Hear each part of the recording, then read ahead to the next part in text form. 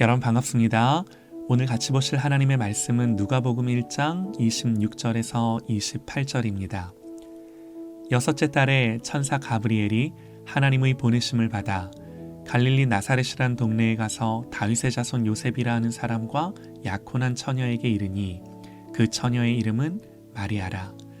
그에게 들어가 이르되 은혜를 받은 자여 평안할지어다.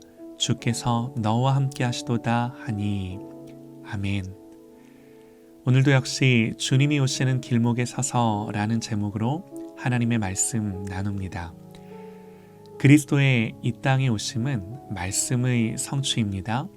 성경에 예언된 모든 율법과 선지자의 글들이 예수님의 오심으로 다 이루어졌습니다. 예수님 말씀하세요. 내가 율법이나 선지자를 폐하러 온 줄로 생각하지 말라.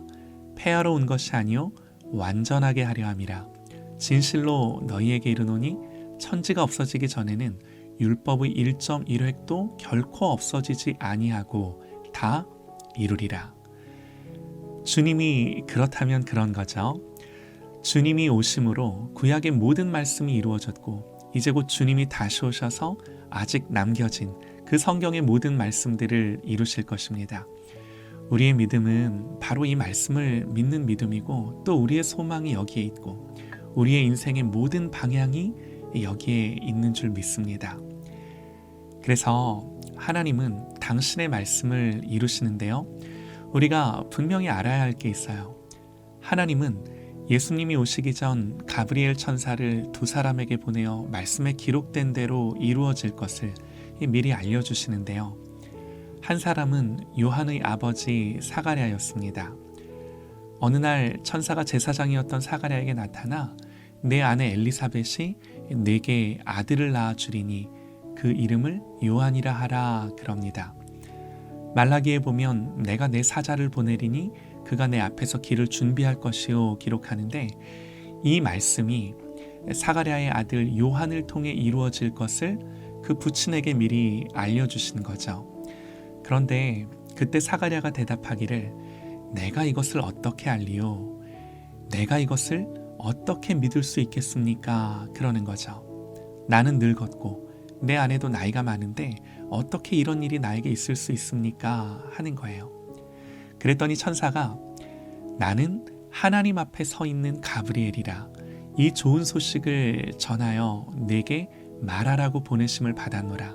보라, 이 일이 되는 날까지 내가 말 못하는 자가 되어 능히 말을 못하리니 이는 내가 내 말을 믿지 아니함이거니와 때가 이르면 내 말이 이루어지리라 하더라. 내 말이 이루어지리라. 단순히 천사의 말이 아니죠. 천사는 단지 좋은 소식을 위해 보내심을 받았을 뿐, 천사를 보내셔서 말을 전하게 하신 분은 하나님이세요.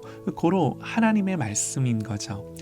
성경은 분명히 말씀합니다. 너는 내 말을 믿지 아니함이거니와 때가 되면 그 말씀이 이루어지리라. 여기서 우리가 뭘 알 수 있냐면 비록 사가랴가 믿음으로 반응하지 못했지만 하나님의 말씀은 하나님의 약속이기에 하나님이 이루시는 줄 믿습니다. 천사가 찾아간 또 한 사람은 오늘 우리가 읽은 말씀에 나옵니다. 우리가 성경을 다 읽지 않았는데요. 천사와 마리아의 대화를 보면 천사가 마리아에게 이렇게 말합니다. 은혜를 받은 자여 평안할지어다. 주께서 너와 함께 하시도다. 보라, 내가 잉태하여 아들을 낳으리니 그 이름을 예수라 하라. 그랬더니 마리아도요. 나는 남자를 알지 못하니 어찌 이 일이 있으리까? 천사가 대답하여 이르되 성령이 내게 임하고 지극히 높으신 이의 능력이 너를 덮으시리니 하나님의 모든 말씀은 능하지 못하심이 없느니라. 이번에는 마리아가 대답하기를 이르되 주의 여종이오니 말씀대로 내게 이루어지이다. 이 두 사건에는 공통점과 차이점이 있습니다. 주님이 오시기 전 가브리엘이 사가랴와 마리아에게 요한과 예수님의 탄생을 전했을 때 두 사건 모두 결론은요. 말씀대로 이루어지이다. 차이점은요. 천사가 사가랴에게는 내가 내 말을 믿지 아니함이거니와 때가 되면 이 말씀이 이루어지이다. 반면에 마리아는요, 나는 주의 여종이오니 말씀대로 내게 이루어지이다. 우리가 이 두 사건을 통해 깨닫는 게 뭐냐면요, 예수님의 이 땅에 오심이 뭔가, 우리가 믿지 못하기 때문에 안 이루어질 것도 아니고 반면에 믿어서 그 일이 이루어진 것도 아닙니다. 우리의 믿음의 여부와는 상관없이 오직 하나님의 은혜로 하나님의 뜻이기에 성취된 하나님의 말씀인 줄 믿으시기 바랍니다. 그래서 결론이 뭐예요? 그럼 믿거나 말거나네. 우리가 안 믿어도 어차피 이루어지겠네. 이게 결론이 아니라 믿으라는 거예요.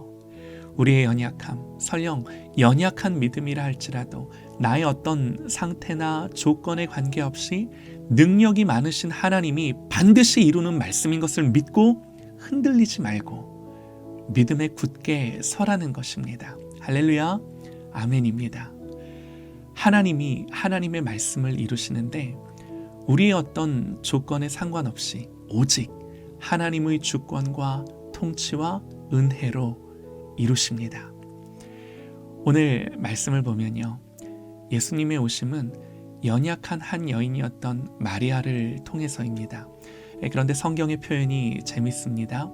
천사 가브리엘이 하나님의 보내심을 받아 갈릴리 나사렛이란 동네에 가서, 이렇게 성경에 기록되어 있어요. 성경은 그냥 나사렛에 가서 해도 되는데 굳이 갈릴리 나사렛이란 동네에 가서 이렇게 기록을 하는데, 이렇게 기록한 것은 의도가 있습니다. 그 당시 갈릴리가 어떤 곳입니까? 이사야가 메시아에 대해 예언하기를 스불론 땅과 납달리 땅과 요단강 저편 해변길과 이방의 갈릴리여, 그래요. 갈릴리를 가리켜 이방의 갈릴리여. 갈릴리가 왜 이방 땅입니까? 갈릴리는 유대 땅이에요. 지리적으로 이방 땅 아닙니다. 이스라엘에 속한 땅입니다. 그런데 그 땅은 언제나 이방 땅처럼 여겨졌던 곳, 멸시와 조롱이 있던 곳. 왜 그런가? 잦은 이방인들의 침략이 끊이지 않았던 것이에요. 그러다 보니까 이방인들과 섞이게 되었고, 순수한 유대인들이 아닌 혼혈인들, 외국인들과 섞인 사람들이 태어나고 늘어나게 되면서 이방인 취급받는 거죠. 율법은요, 이방인들과의 통혼을 금합니다. 그들과 섞여 사는 것을 금해요. 그 율법의 기준으로 보면 이들은 하나님 백성 아닌 거죠. 그래서 이방의 갈릴리, 이렇게 말하는 거예요. 특별히 그 갈릴리의 나사렛 출신, 그러면 일단 무시하고 천시하고 시작하는 거죠. 예수님의 제자 중에 나다나엘이라는 사람이 있었습니다. 어느 날 친구인 빌립이 찾아와서 내가 메시아를 만났다 이야기합니다. 그랬더니 나다나엘이 하는 말이, 나다나엘이 이르되 나사렛에서 무슨 선한 것이 날 수 있겠느냐. 나다나엘이 이렇게 말한 것에는 이런 배경이 있는 거죠. 나사렛 출신이라는 이유만으로 인정하지 않는 겁니다. 갈릴리 나사렛은 그런 곳이었어요. 바로 그런 곳에 살던 한 여자아이였습니다. 아무도 주목하지 않고 아무도 귀히 여기지 않는 그 조그만 마을, 오히려 멸시받고 천대받던 그런 갈릴리의 나사렛이란 동네. 천사 가브리엘이 하나님의 보내심을 받아 바로 그 갈릴리 나사렛이란 동네에 가서 다윗의 자손 요셉이라 하는 사람과 약혼한 처녀에게 이르니 그 처녀의 이름은 마리아라. 하나님이 좋은 소식을 전하라고 가브리엘을 그 마을에 보냅니다. 그러니까 하나님의 은혜죠. 값없이, 조건 없이 하나님의 찾아와 주심이죠. 우리가 분명히 알기 원합니다.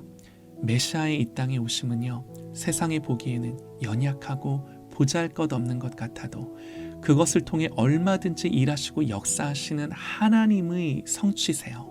하나님의 이루심이세요. 이게 주님의 이 땅에 오심입니다. 하나님은 오히려 그 연약함을 통해 구약의 모든 율법과 선지자의 말씀을 이루는 통로로 쓰세요. 우리의 약함이 하나님이 역사하시는 이유라고 볼 수 없지만 우리의 약함이 문제가 되지 않는 것은 너무나도 자명하고 분명합니다. 이렇게 은혜를 베푸셔서 역사하시는 하나님의 방법은, 하나님의 일하심은 마리아에게도 우리에게도 동일합니다. 우리의 연약함과 미천함을 뚫고 일하시는 오직 하나님의 은혜. 성경은 이런 우리들을 가리켜 고린도후서 6장에서 이렇게 말합니다.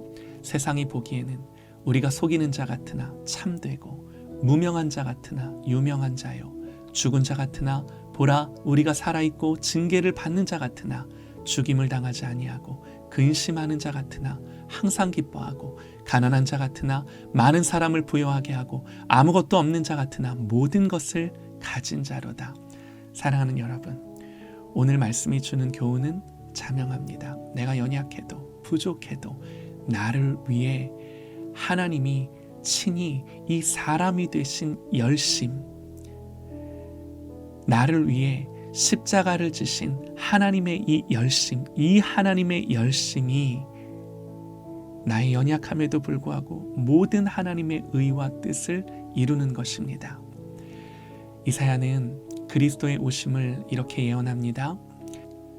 이는 한 아기가 우리에게서 낳고 한 아들을 우리에게 주신 바 되었는데 그의 어깨에는 정사를 메었고 그의 이름은 기묘자라 모사라 전능하신 하나님이라 영존하시는 아버지라 평강의 왕이라 할 것임이라.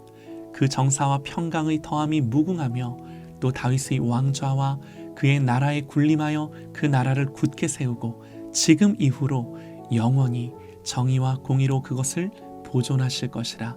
만군의 여호와의 열심이 이를 이루시리라. 사랑하는 여러분, 이 하나님의 열심을 주님이 오시는 길목에 서서 우리가 보기를 원합니다. 오늘도 이 은혜만을 바라고 주님을 의지하여 사는 저 여러분 되시기를 간절히 소망합니다.